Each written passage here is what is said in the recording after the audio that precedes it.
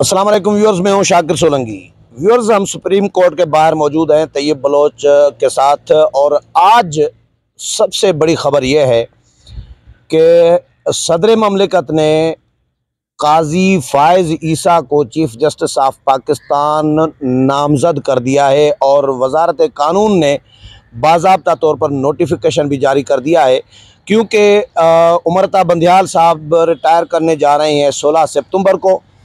तो ये लोग सवालात भी कर रहे हैं, बहुत सारे लोग सवालात कर रहे हैं कि भाई एक तो मुतनाज़ा जज है चीफ जस्टिस जो है उमरता बंदियाल, तो ये इतना अरसा 1.5 महीना पहले उनकी तकर्री उनकी जगह पर नए चीफ जस्टिस की नामजदगी क्यों की गई है, क्या ऐसा माजी में भी होता रहा है, ये मामला भी डिस्कस करेंगे।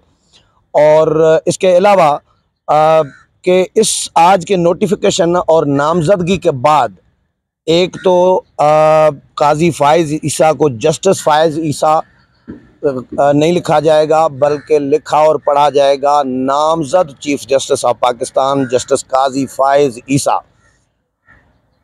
मौजूदा जो चीफ जस्टिस हैं, इनकी अब समझे कि आज से रुखसती का अमल, एक ट्रांसफ़र का अमल जो है, जो कमान का, हाँ, इख्तियारात की मुंतकली का अमल जो है वो आज से शुरू हो गया है। तैयब क्योंकि सुप्रीम कोर्ट के रिपोर्टर्स एसोसिएशन के हमारे सदर हैं और सुप्रीम कोर्ट कवर भी कर रहे हैं, इसलिए सुप्रीम कोर्ट के मामलात को ज़्यादा अच्छे तरीके से समझ सकते हैं और अपना यूट्यूब चैनल भी चलाते हैं तैयब बलोच के नाम से। तैयब, अब तो मैं ये कह सकता हूँ ना कि ज़ालिमो काजी आ रहा है। बिल्कुल, क्योंकि ये काजी भी तो बाबा काजी है। वो एक तो काजी हुसैन अमन था, ये नारा तो उनके लिए था, लेकिन ये काजी भी तो बाबा जालिमों के लिए ही आ रहा है। हाँ, जालिमों के लिए वाकई यही कहते हैं कि काजी आ रहा है, तो अब काजी आ नहीं रहा। मैं सच कहूँ तो काजी आ चुका है, क्योंकि नामजद तो हो चुका है। और अभी आपने कहा, मौलाना ने कहा था, मौलाना का उधर आज़ादी मार्च में मौलाना आ रहा है, मौलाना आ रहा है, कि वो नगमा चलाते हैं, तो मौलाना ने कहा, नारे लगा रहे थे। मैंने मौलाना ने कहा मौलाना आ नहीं रहा, आ गया है, मौलाना आ चुका है। सही है। तो इसी तरीके से काजी भी जो है वो आ चुका है। और ये जो आज नोटिफिकेशन उसका हुआ और सदर मुमलिकत की जानिब से उनको बाकायदा तौर के ऊपर जो है वो नामजद कर दिया गया चीफ जस्टिस के लिए, और हत्ता कि यहाँ तक कह दिया गया कि 17 सितंबर को जो है वो जस्टिस काजी फ़ाइज़ ईसा बतौर चीफ जस्टिस ऑफ पाकिस्तान अपने ओहदे का हलफ भी लेंगे। हाँ। अब सूरत हाल अदा ये है कि 15 जून, अभी तो आज 21 जून है, हाँ। लेकिन सुप्रीम कोर्ट में 15 जून से वेकेशंस है मौसम गर्मा की। ये अभी तो कितने महीने पड़े हैं, यानी 15, आज जून कौन कितनी है? आज 21 जून है। 15 जून से 10 दिन ये जुलाई अगस्त 2 महीने वो, और अदा 2 महीने 26 दिन हो गए। ये तो 3 महीने, मैंने तो 1.5 महीना इंट्रो में कहा था, अभी तो 3 महीने पड़े। अदा ये महीने 2 या 3 की बात नहीं है। बात ये तो लोग जो इस चीज़ को हवा दे रहे हैं कि जी ये 2.5 महीने पहले या 3 महीने पहले कैसे नोटिफिकेशन हो गया, ये माजी में भी होता रहा है और ये हुकूमत करती है। और मैं जो चीज़ बता रहा हूँ कि चूंकि अब छुट्टियां हैं ना अदा, ठीक है, तो इसी वजह से हुकूमत ने कर दिया कि भाई चीज़ें जो है वो अपने हाथ में भी ले लें और वो भी हो जाए, वाज़े भी हो जाए, क्लियर भी हो जाए। साफ ज़रूर ने बनना था नोटिफिकेशन 5 दिन पहले हो या बाद में हो, एक चीज़ तय हो। लेकिन अभी जो नोटिफिकेशन 2 महीने 26 दिन पहले हुआ है, तो इससे ये 2 महीने 26 दिन वाले दिन जो है चीफ जस्टिस जो मौजूदा बैठे हैं, ईमानदार चीफ जस्टिस जिसके लिए मशहूर है, वो अखलाकी तौर पर तो कमज़ोर हो गए समझे।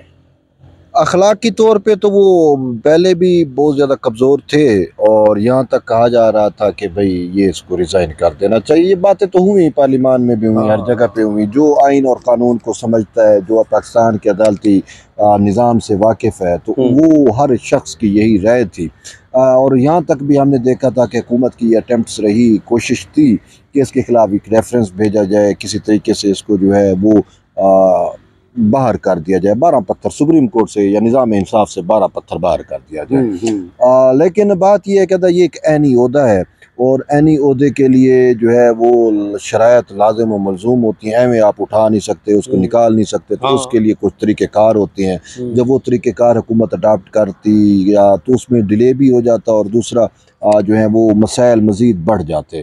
तो हुकूमत नहीं चाहती थी कि कोई ऐसा काम किया जाए जिससे जो है वो एक ऐनी ओहदेदार पे, काजी भी नहीं चाहता था कि मैं कोई भी किसी मुतनाज़ा तरीके से तनाज़े के साथ में चीफ जस्टिस बनूं। अब उसके बाद ये जो अभी 2.5 महीने या 3 महीने वाली बात है, माजी में भी मुझे अब एग्जैक्ट तो नहीं है कि किस चीफ जस्टिस का, वो भी तकरीबन 2.5 या 3 महीने पहले उसका भी नोटिफिकेशन जारी कर दिया गया था। ये कोई एक अनहोनी या अनोखी बात नहीं है, ये एक रूटीन का प्रोसेस होता है जो होता है। ठीक है। अब दूसरा रीज़न ये है कि अदा छुट्टियाँ जो है ना, वो मैंने बता रहा था 15 जून से छुट्टियाँ हुई हैं और ये छुट्टियाँ जानी है सितंबर के 2nd वीक तक, यानी रिटायरमेंट तक तकरीबन। ये जो जुडिशियल ईयर होता है ना, नया अदालती साल, तो वो सितंबर, जिस तरह पार्लिमानी साल होता है, हाँ, तो नया अदालती साल अदा शुरू होता है सितंबर के दूसरे हफ्ते से। ठीक है ना। तो अब ये दूसरे हफ्ते में जब नया अदालती साल शुरू होगा तो दूसरा हफ्ता यानी 2nd वीक, तो वही 15-16 सितंबर बनती है। तो ये बंदियाल साहब साइड पे होंगे तो काजी साहब इस साइड, यानी कि जो ही नया अदालती साल शुरू होगा नया अदालती, तो उसमें नया चीफ जस्टिस जो है वो अपना मनसब संभालेगा। और जब वो मनसब संभालेगा तो फिर नए चीफ जस्टिस की नई पॉलिसी होगी। और यूँ काजी फैज़ साहब ने तो अपनी पॉलिसी स्टेटमेंट दिया है एक लेटर के अंदर, जो चीज़ उन्होंने बताई है। अगर चैलेंज भी उनके लिए बहुत सारी चीज़ें हैं, लेकिन अब आप वाली बात पे आते हैं कि इख्तियारात की तकसीम के अखलाकी तौर मैं ये सवाल करना चाह रहा हूँ, सोचना चाह रहा हूँ कि या समझना चाह रहा हूँ कि अब जो बेंचेस बनेंगी उसमें बंदियाल साहब अभी भी काजी फ़ाइज़ ईसा को, क्योंकि नामज़द हो चुके हैं चीफ जस्टिस, वो उसके बावजूद उनको नज़रअंदाज करेंगे, बेंचेस बनाने में मुशावरत नहीं करेंगे, शामिल नहीं करेंगे, कि बेंचों में कम करते हैं ना, कोशिश करते हैं। अब तो अभी भी इसी तरह ही चलाएंगे। अदा पहले तो बिल्कुल ही मुशावरत नहीं थी, तकरीबन 9 हफ्ते गुजर चुके हैं।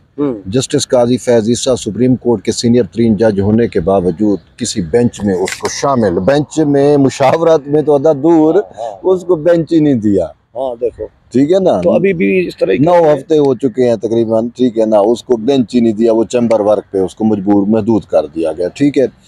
अब जो आपने बात की कि अखलाकी तौर पे, अखलाक तो तकाजा करता है, आइन भी तकाजा करता है, कानून भी तकाजा करता है, सुप्रीम कोर्ट की रिवायात भी तकाजा करती हैं, लेकिन हम ये चीज़ें बड़े अरसे से देख रहे हैं कि ये सारी चीज़ें बंदियाल के आगे असर नहीं कर रही। चीफ जस्टिस बंदियाल के आगे वो जो है ना अखलाकियात को मान रहे हैं, ना अपने हलफ को मान रहे हैं, ना जजेस के ज़ाब्ते अखलाक को मान रहे हैं, ना रिवायात, वो किसी चीज़ को नहीं मान रहे, ना इन कानून को, तो वो ना पार्लियामेंट को। वो यहाँ तक उन्होंने कहा, ये उनका ऑन द रिकॉर्ड चीज़ है जो अखबारों में हर चीज़ पे ये छप चुका है कि मेरा बेंच मेरी मर्जी, मेरी सुप्रीम कोर्ट। ये तो नारा था, मेरा जिस्म मेरी मर्जी। बहरहाल वो जो भी था, इन्होंने ये नारा ये दिया था कि मेरा बेंच मेरी मर्जी, मेरा इख्तियार मेरी मर्जी।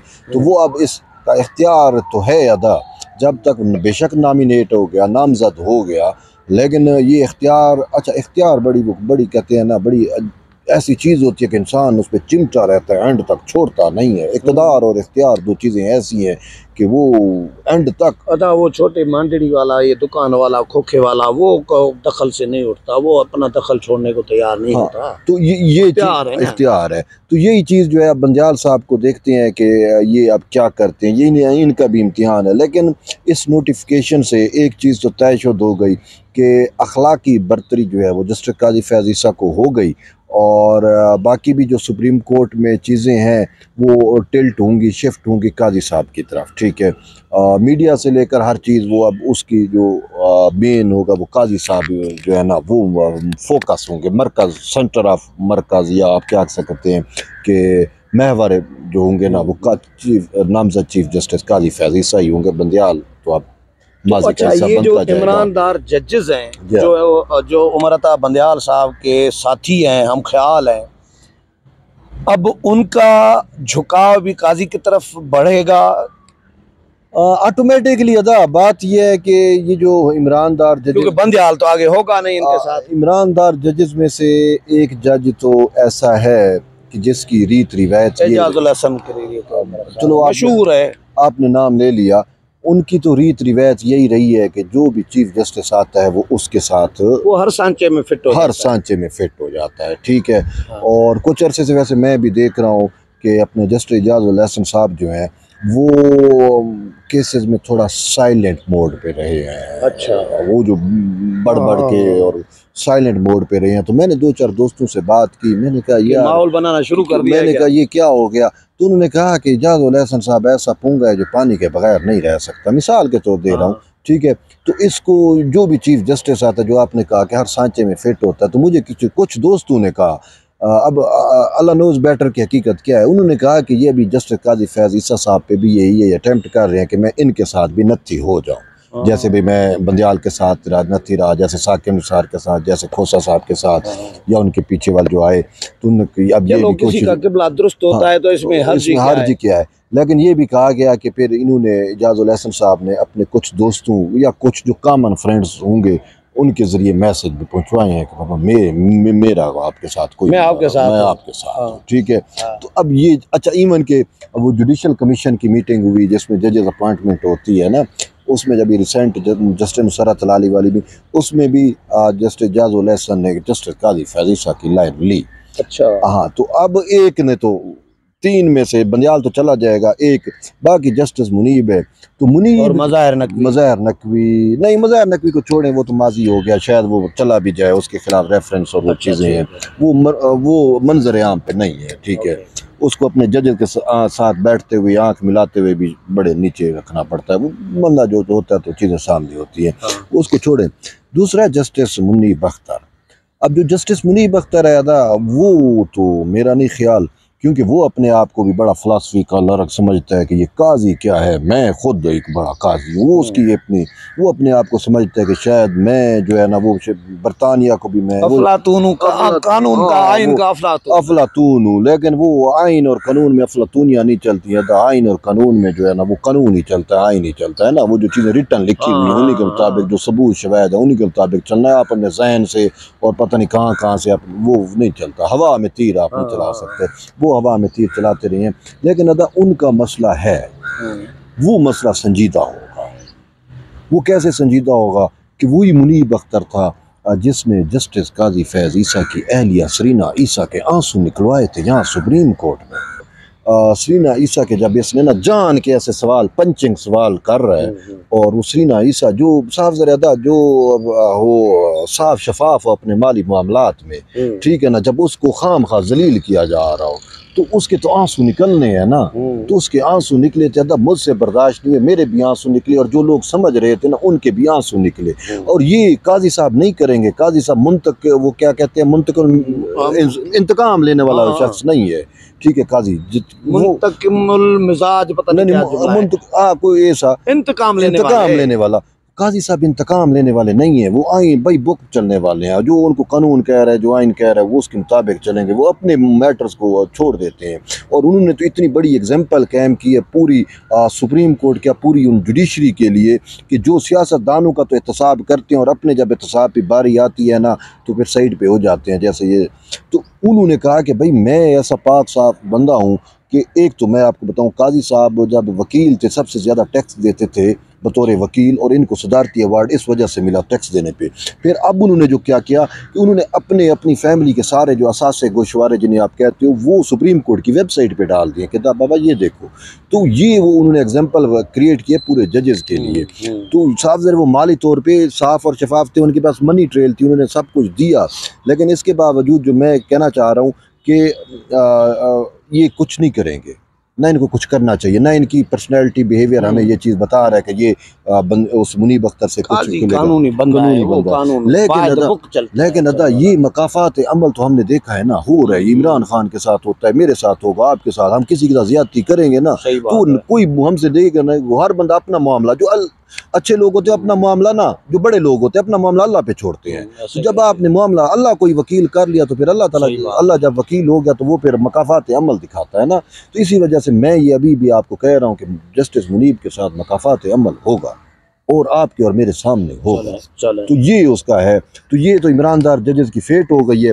बाकी इसके बाद अभी देखते ये हैं कि चीफ जस्टिस जो है ना उमर अता बंदियाल वो इख्तियारात सरेंडर करते हैं या नहीं करते, क्योंकि आम तौर पे हमने देखा कि जब नामजद एक ओहदेदार आ जाता है तो जो जाने वाला ओहदेदार होता है वो नामजद ओहदेदार को इख्तियारात देना शुरू कर देता है। इख्तियारात देना शुरू करे ताकि पुराने चीफ जस्टिस के एक्सपीरियंस उधर भी ट्रांसफर हो, कुछ चीजें वो भी, लेकिन एक बात है अगले के लिए चीफ जस्टिस उमर अता बंदियाल साहब इस नोटिफिकेशन के बाद ना बिल्कुल कमजोर हो गए, ऑलरेडी कमजोर फुटिंग पे थे, बहुत सारी चीजें थी, ये उनके ईमरानदार वकील भी दो चीफ जस्टिस हो गए ना, एक चीफ जस्टिस बंदियाल, एक नामजद चीफ जस्टिस, तो अब सब कुछ जो है ना वो शिफ्ट हो जाएगा नामजद के पास कि बाबा मुस्तकबिल का ये है, मतलब अमल शुरू हो गया, ठीक है। इवन के सुप्रीम कोर्ट की अपनी जो ब्यूरोक्रेसी है वो भी उस साइड पे टिल्ट हो जाएगी ना। ऐसा ही है। ये एक आम सी चीज होती है ना, हर बंदा आने वाले को सलाम करता है, जाने वाले को हर बंदा अल्लाह हाफिज कहता है ना। तो अब बंदियाल साहब को अल्लाह हाफिज कहना लोग शुरू कर देंगे और काजी साहब को सलाम कहना शुरू कर देंगे। बहुत शुक्रिया तैयब बलोच। व्यूअर्स, तैयब के साथ प्रोग्राम आपने सुना, उम्मीद है पसंद आया होगा। अगले प्रोग्राम में फिर मुलाकात होगी, तब तक इजाजत चाहता हूँ। अल्लाह हाफिज।